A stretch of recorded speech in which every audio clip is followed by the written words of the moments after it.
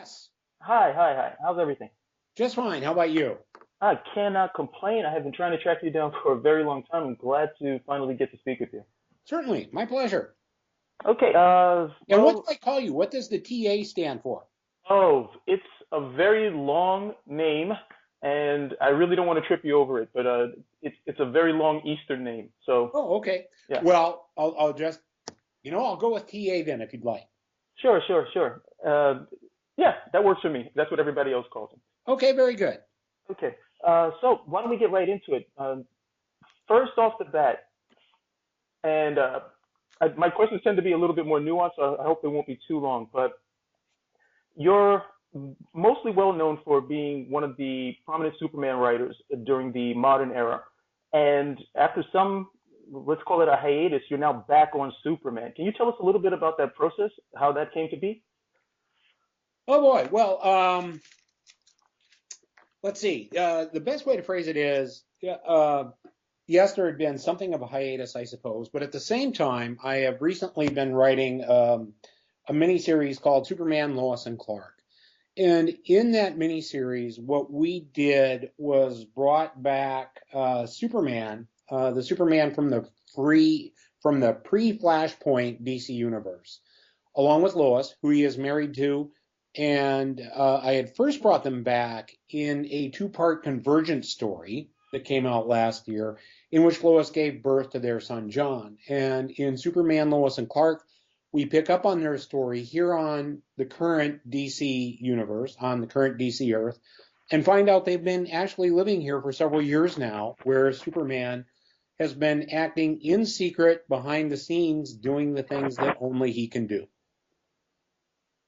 So, with that in mind, that is something that I think was received generally pretty well. And along with some of the other things that were happening with Superman, that when DC decided to do the Rebirth thing and kind of, to a certain extent, get back to perhaps the sensibility that makes some of these characters work, they offered me Action Comics, and I was, more than happy to jump in. Great. So, can you tell us a little bit about what prompted the decision to bring back the the previous Superman, if you will, as opposed, since we had the New 52 Superman, who was, pretty much front and center. But what prompted them to bring him back, give him his own series? Well, yeah, in a way, I think that's more a question for them than it is for me. I know that um, when we were working on the you know Future's End led to Convergence, and I was one of the writers on Future's End. And as we sort of pitched this idea to Dan of Lois having a baby, I always said that once we did that, that there would be plenty of room for future stories. That if you're going to introduce a child for Lois and Clark into the DC universe, and by DC universe I mean all of DC, right? Um, that what that becomes is potential, and it becomes something for tomorrow and something that can mean something down the road. And ultimately, that led to this concept of Superman, Lois, and Clark, and the idea that when Convergence came to an end, that they could find their way to this present Earth. And I think in part it works because so many people still remember that Superman, his past, and the fact that he's married to Lois, that became a very strong part of who he is and what that character is. Oh, one of the things that I've noted with the series, I followed it from Convergence right into Lois and Clark, so I never missed a beat. When I looked at the sales on the series, I was pretty surprised at the numbers, and so I actually spoke with some people and asked, why weren't they buying it? And a lot of people didn't seem to realize that it was the same Superman from previous. They thought it was something Convergence related. To be honest, there was a lot of confusion. So, is there going to be anything to kind of streamline readers so they understand that this is the Superman from the previous universe? This isn't a mock-up or anything of that nature? Yeah, I think that by the time we get to Rebirth and those books start coming out, and you see some of what happens in the current Superman titles, beyond Superman, Lois, and Clark, that I think that delineation will really be made clear. And right now, Peter Tomasi is writing a lot of that material, and it's really terrific stuff. And What he's done is sort of taken what we've set up and is starting to integrate, that Superman into the DC universe a little bit, and is doing a story where the two Supermen are going to meet. So I think as we go forward, that will become more and more clear. Okay, great. Now, having worked on again, you worked with a really great team. To be honest, it's right up there with the Swanderson team and the great Bronze Age team that was writing Superman at that time. And a lot of readers still remember that. Can we look forward to something like that with the book, since you're going to be on and they're trying to make things more cohesive rather than what we saw earlier with the New 52, where it seemed like all the books were set in their own separate worlds? Oh yeah, I think so. I mean, um, I know certainly that on the other Superman title, with what Pete Tomasi and Pat Gleason are doing, because they're co-writing the book, that we have certainly talked and said, well, we aren't necessarily going to continue from issue to issue across the series, sort of like we did back in the day with the triangle numbers. What we wanted to make sure of is that our worlds reflect each other, and that our stories reflect consistent characterization for these people. So they might be telling, one story with Superman. I'll be telling another story. But if you look at the supporting cast, the way that these characters exist, their intent and purpose, I think it's all going to be very tight and reflective of it being the same character. Now, I did a little reading with the current Superman issue, where the New 52 Superman is saying that he's dying, and the uh, pre-Flashpoint Superman is now prominent in all of the books. Will you be dealing with the New 52 Superman at all during your run with the new series as they come out, with the Rebirth series rather? My focus really is going to be on the same Superman and Lois that I've been handling in Superman, Lois and Clark. That's kind of what I built all this story material on. They're the core of it, and that's really who I'm going to be focusing on. I'm a long time reader. I've been reading for, without dating myself, I've been reading for a very long time. And my introduction to Superman was with Crisis. And as a kid reading, I was very daunted by reading Superman because it was up to issue 400, and I was like, oh Lord, how will I ever catch up? So I never read it. But they gave an issue one, and I was able to read. And I stopped reading after a certain point because I wasn't very interested, even though I thought John Byrne's art was excellent. The stories just didn't grab me. Then there was a storyline for Panic in the Sky, and that really brought me into Superman's world because it established for me who he was in the DC universe. He was a leader. He was a person who all the other heroes looked to. He inspired everybody. And even if he wasn't necessarily front and center with all of the action, you could feel his influence in just about everything that was going on. With the stories that we're going to be looking at now with the Rebirth, is there going to be a return to that sort of stance for Superman, where he is a leader, he's an inspirational figure, he has an idea of, he has a set idea of who he is and what he wants to do, and we can get to see people react to that type of characterization from him? Yes, and part of that is because let's address this in kind of two phases. One is that when we did Panic in the Sky, I know one of the things that always used to bug me is alien invasion coming to Earth, aliens show up, wipe out, a couple of cities, and only then do the heroes respond. And I always said that, gee, given the technology these heroes have, et cetera, they should know what's coming. And instead of waiting for it to happen and be a disaster, and then get all the heroes together, that just once I'd like to see someone take charge, take command, and go out in space to meet the threat head on kind of thing.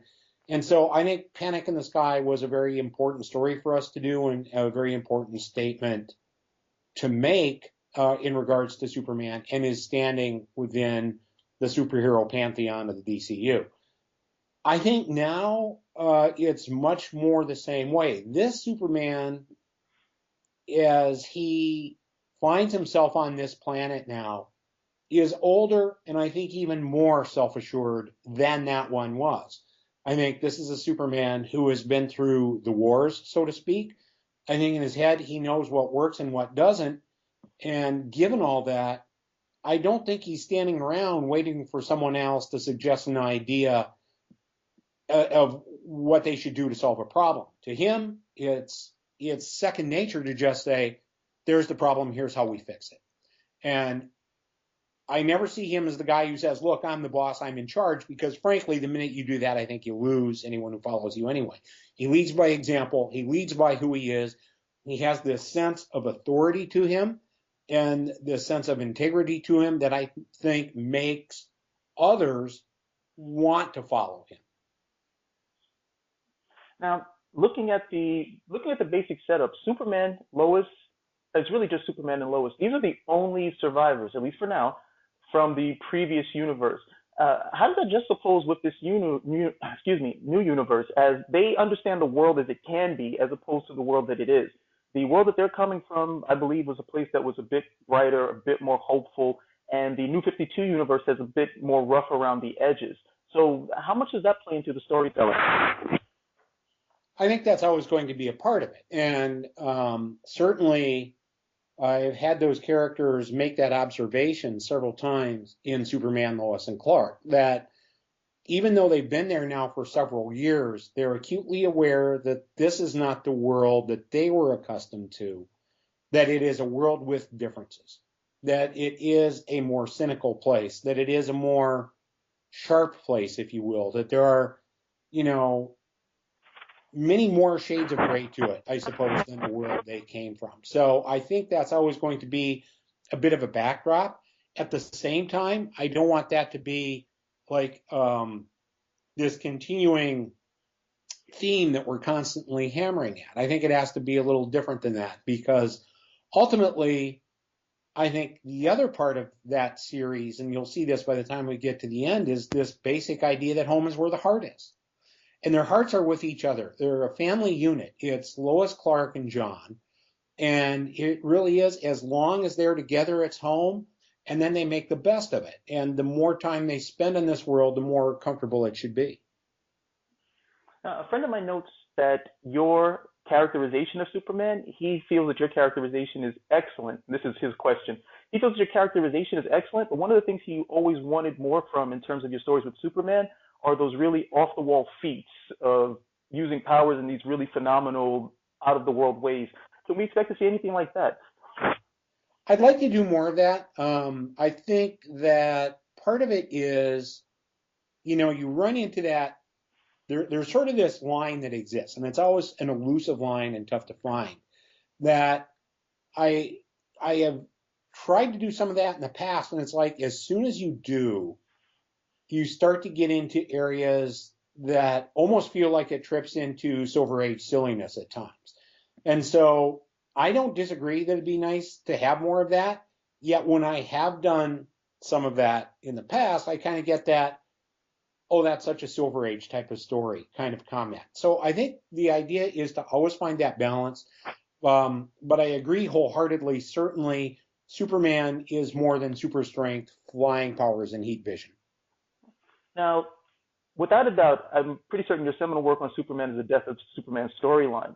And that was well received, but it was also a singular event because it hadn't happened before. But since then, I have to admit, Superman dying or killing him is something that's happened with greater frequency as the years have gone on. I think I looked over since the New 52 came in, and there's been an instance of Superman dying at least once a year, even in media outside of the comics. So, how do you feel about the legacy of that story that you worked on with that great team, today, 2016? Well, I'd say a couple of things about it. One is that we should know that there had been Death of Superman stories done before we ever did ours, and in part were somewhat the inspiration for what we did.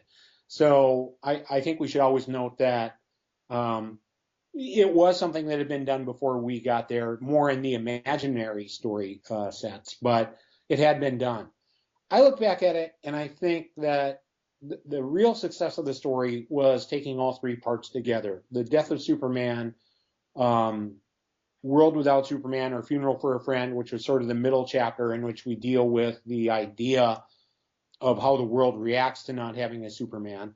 And then the third part of it, which was, the return, where we had four different characters claiming to be Superman. And I think over that period of time, when those stories came out, we built Superman to a level of tremendous popularity. The sales were astounding, and I think that readers were truly hooked on it. That we provided a very fun, durable, long-lasting story that by the time we got back to the point of bringing in four guys claiming to be Superman, also intrigued the hell out of them. I mean, the comment I always make is that if we go back to that point, which was 1990, late 92 and early 93, the internet was somewhat in its formative era.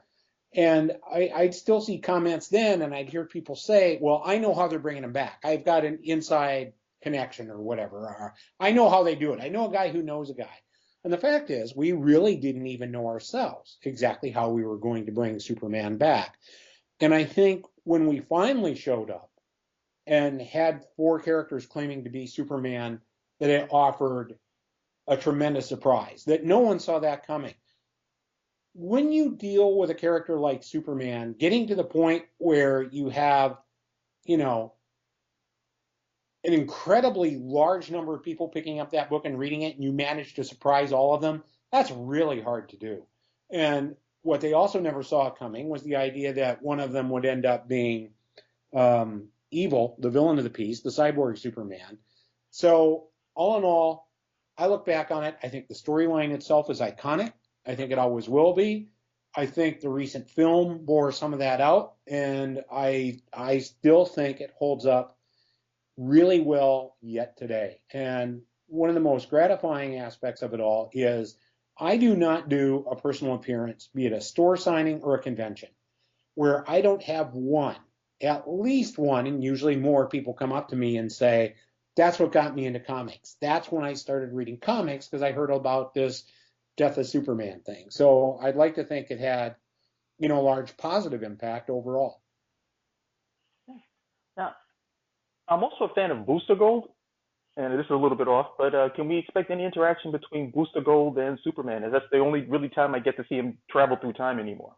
Sure, I would certainly like to do that, in part because if I look at the scope of stories that both Superman and Booster need, I think it's always a natural for Superman and Booster to get together. And I did certainly some of that when I was on the book some time ago, and I just think they fit very well together. In part because, let's face it, Superman tends to be, he's not the guy who's always out there cracking jokes. Booster is, so I think when they're together, there's a nice little buddy thing that happens there where they play off one another fairly well. So now Superman has a son, and I haven't seen it confirmed in writing, but I'm going to say that his son is probably going to be called Superboy, if not something else, and he'll have his own series in the Super Sons with, I believe, Damian Wayne. Is there going to be more of a thrust to build the Superman family? With New 52, we saw that Superman was pretty much estranged from Kara Zor-El, Supergirl, and he had some interaction with Superboy, but there wasn't really the type of tight-knit family structure that we saw with the previous universe. But can we expect to see more of that happening, especially since now that he's a dad? Yeah, I think that one of the things that should be noted is we've certainly sat in a room together, myself, Pete Tomasi, and Steve Orlando, who's writing Supergirl, Phil Jimenez, who's writing Superwoman, and talked about the idea that there's a place for all these characters to fit together and coexist.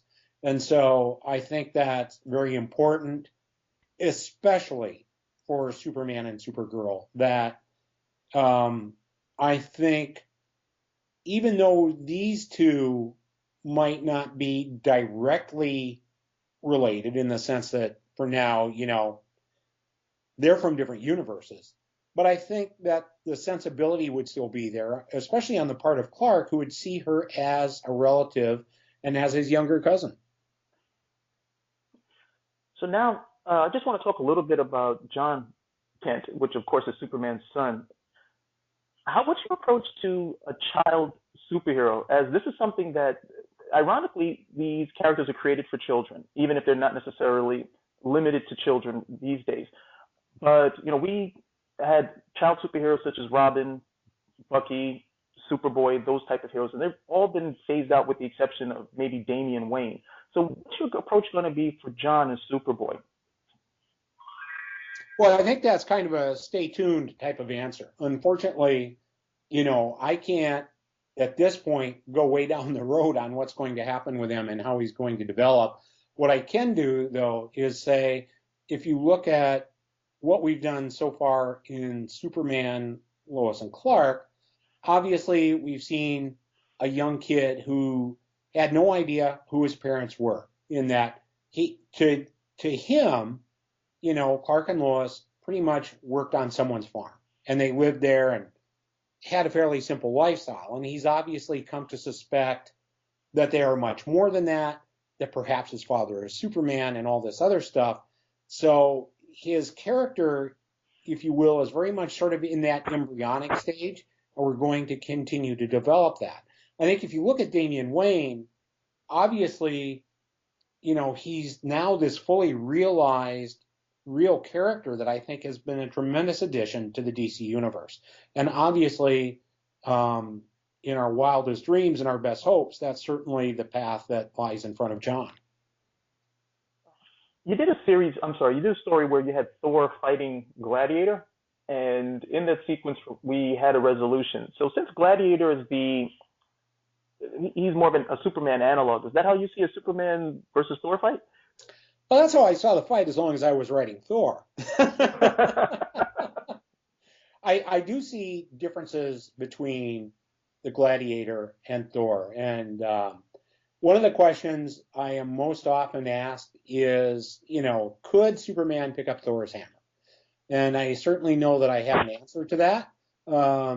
And so I think if it was really a Thor Superman team up, that would be a lot of fun to do at some point, and certainly something worth exploring.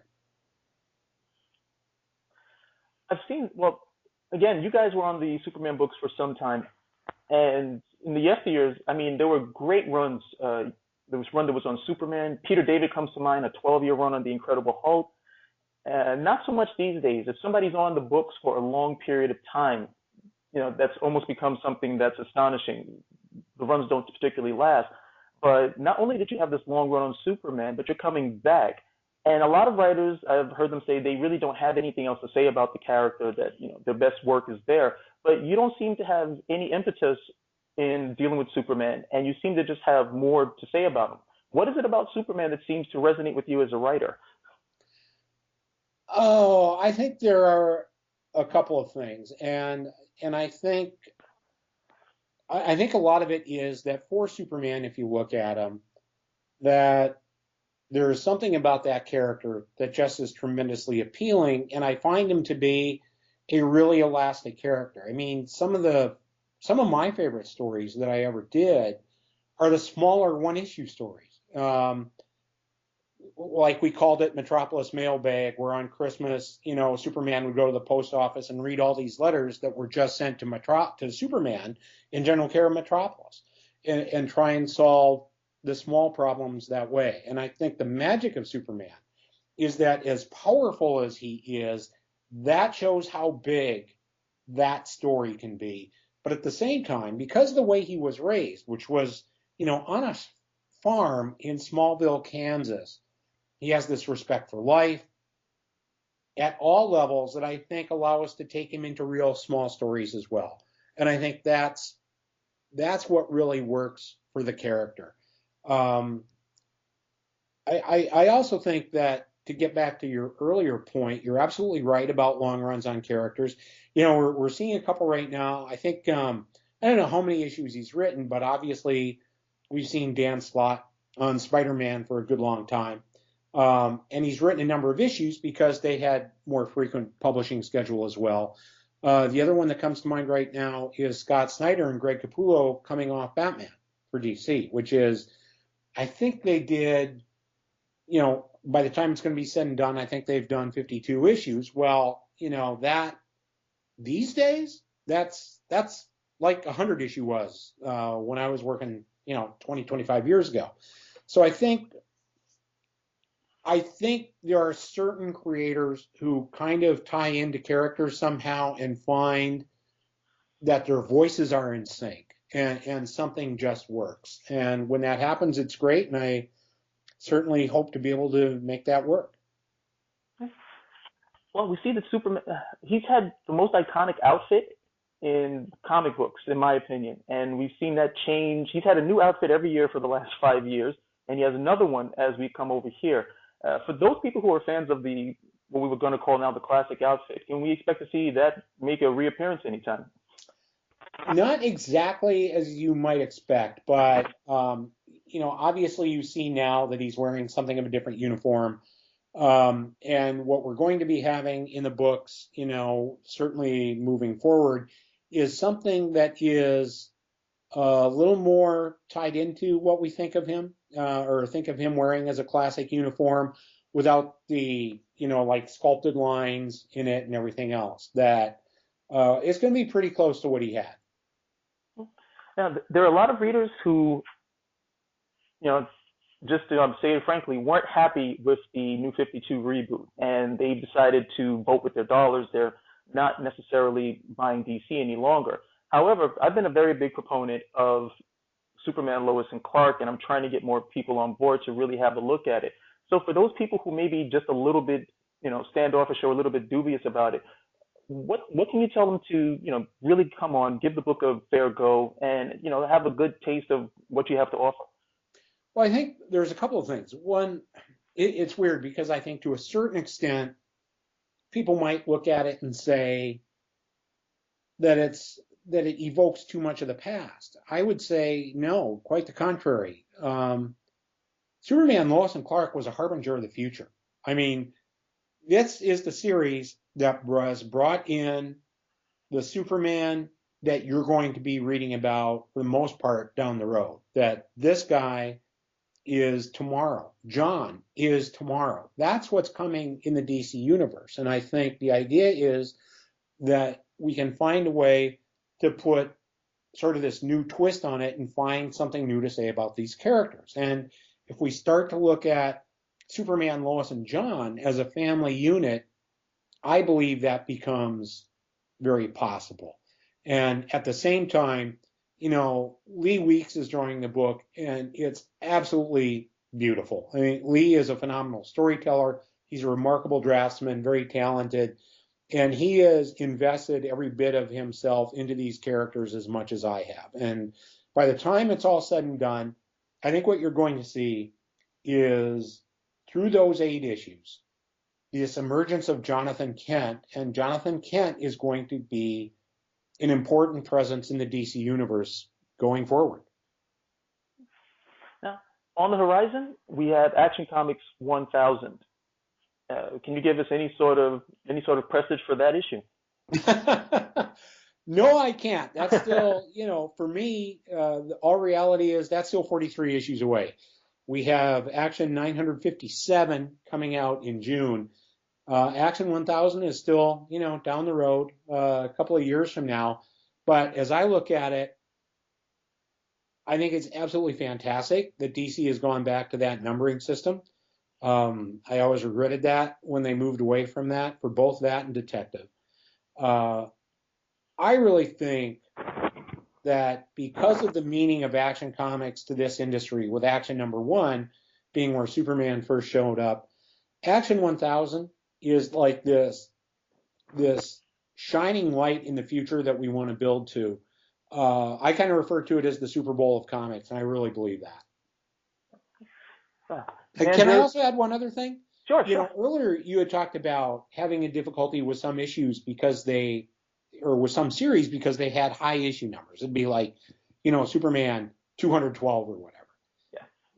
When I was a kid reading comics, I always thought the comics with the higher issue numbers meant they were better. So, if I was a kid and I bought Superman number 189, or, Adventure Comics number, 354 was out there, something like that, my assumption was that because they had been around for so long, that meant they were better because they had, withstood the test of time. And that was this natural assumption I made as a kid and as a reader for years. And it wasn't until later that I thought there could possibly be, any kind of other theory. And so I hope we get back to some aspect of that to me, it's a shame that we always have to restart and rejigger and reconfigure the numbering systems and everything else. That I think there's something pure about having series that reach 400, 500, 700, 900, whatever. And I kind of hope that as an industry we can embrace that again. Yeah, I'm in total agreement with you on that. I look forward to Action. I look forward to Action Comics 1000 just as much as anybody else who's a longtime reader like myself. Dan Jurgens, it's been a pleasure speaking with you. Thank you very much for your time. Anything else you'd like to say? No, it's been my pleasure, TA. Always fun. Okay, thank you very, very much. Hope to speak with you again. Sounds good.